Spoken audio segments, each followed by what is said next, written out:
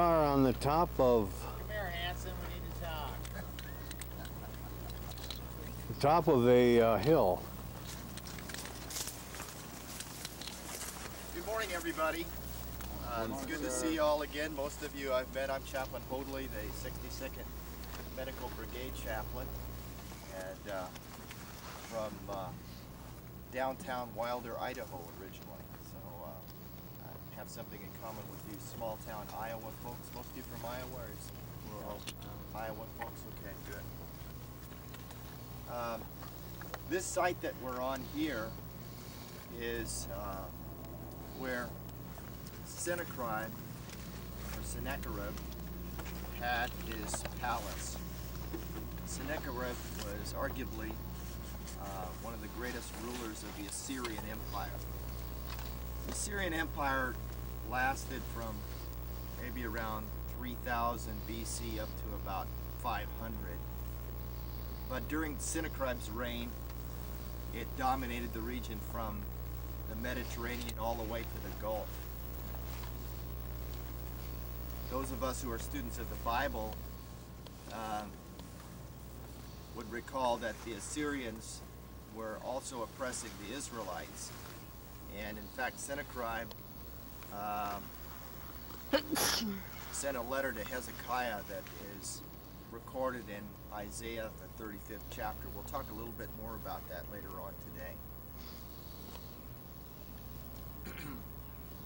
This site was originally excavated in 1850 by a man by the name of Henry Lanyard. Lanyard was a British archaeologist, biblical archaeologist.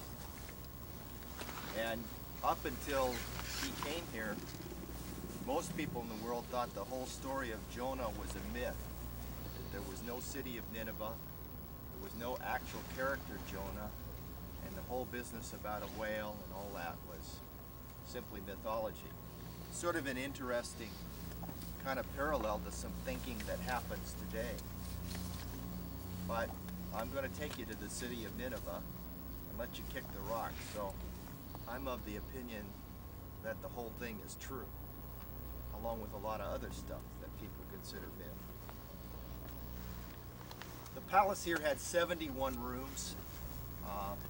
What you're going to see here is some of the decorative panels that were in some of those rooms.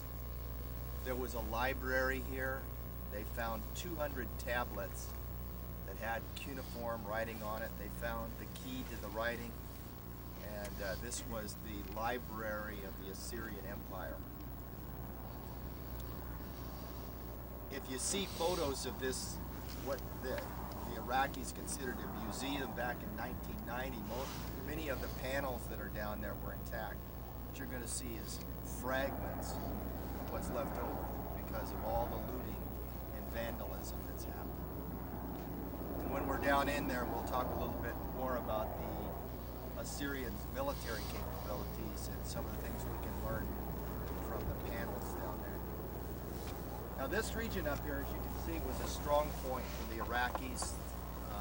Some bombing went on. Stay on the beaten path. Don't pick up anything that you see on the ground, particularly anything metal.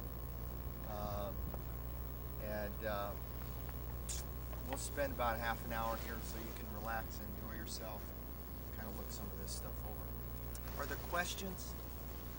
Are these parts of the wall? No. That was, evidently, people that lived up here at one time.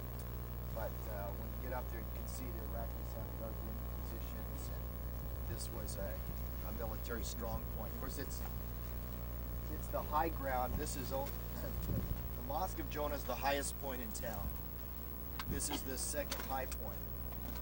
This spot was excavated, like I said, by the British. That point over there in 1850, that mosque is in the last 10 years. But there's been a mosque on that site since, the 1700s. Because when Lanyard came here, it was already an old mosque there. So they've never been able to excavate underneath that hill over there to know what kind of archaeological stuff is there. Actually, most of this site, there's anybody who's into archaeology, I mean, this is a field day. This is virtually a virgin site, except that the Iraqis have never appreciated it. As you can see, I mean, the road up here has never been any more than a dirt road, you know. And the best they ever did was put a tin roof over this thing. So, you know, and which is such a tragedy when you think that Jonah is accepted by Muslims, Christians, and Jews as a prophet. So 3 of the world's major religions recognize this site as one of significance. And you're about to see the mess we're going to walk into. But, pretty interesting. Any other questions?